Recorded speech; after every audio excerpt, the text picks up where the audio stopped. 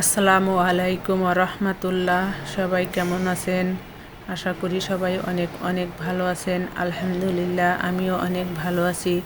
আজকে আমি আপনাদের সাথে শেয়ার করব ব্রয়লার মুরগি ভুনা। ব্রয়লার মুরগি ভুনার জন্য আমি প্রথমে পেঁয়াজ কুচি আর কাঁচামরিচটা একটু ভালো করে ভেজে নেব।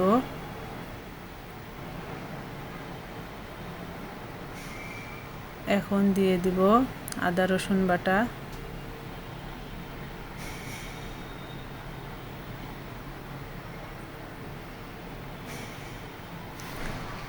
স্বাদ মতো লবণ, হলুদের গুঁড়া, জিরার গুঁড়া, গরম মশলার গুঁড়া, ধনিয়া গুঁড়া, শুকনো মরিচের গুঁড়া, সবগুলো মশলা দিয়ে আমি কিন্তু খুব ভালো করে কষিয়ে নেব। মশলাটা যত ভালো কষানো হবে মাংসটা খেতেও ততটা ভালো লাগবে। অনেকেই বলে থাকেন ব্রয়লার মুরগি খেতে ভালো লাগে না, রুচি নষ্ট হয়ে গেছে, কেমন যেন লাগে। আমি যেভাবে ব্রয়লার মুরগিটা রান্না করলাম, আপনারাও যদি এইভাবে ব্রয়লার মুরগিটা রান্না করে খেয়ে থাকেন দেখবেন খুব ভালো লাগবে। মুরগিটা দিয়ে কিন্তু খুব ভালো করে কষিয়ে নেব। ব্রয়লার মুরগি কিন্তু খুব ভালো করে কষিয়ে নিতে হয়, তাতে করে মুরগির যে একটা কাঁচা গন্ধ আছে সেটা কিন্তু চলে যায়। অনেকেই কিন্তু বলে থাকে মুরগির কেমন যেন একটা গন্ধ আসে। আমি তাদেরকে একটু বলবো যে মুরগিটা খুব ভালো করে কষিয়ে নেবেন। ভালো করে কষালেই কিন্তু মুরগি থেকে কোনো গন্ধ আসে না, খেতেও বেশ ভালো লাগে।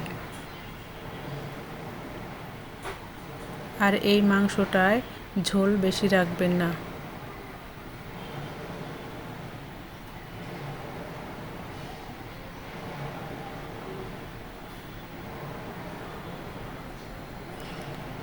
মাংসটা কিন্তু আমি কয়েকবার ঢাকা দিয়ে দিয়ে ভালো করে কষিয়ে নিয়েছি। কষাতে কিন্তু আমার অর্ধেক সিদ্ধ হয়ে গেছে। এখন আমি দিয়ে দিলাম পরিমাণ মতো ঝোল।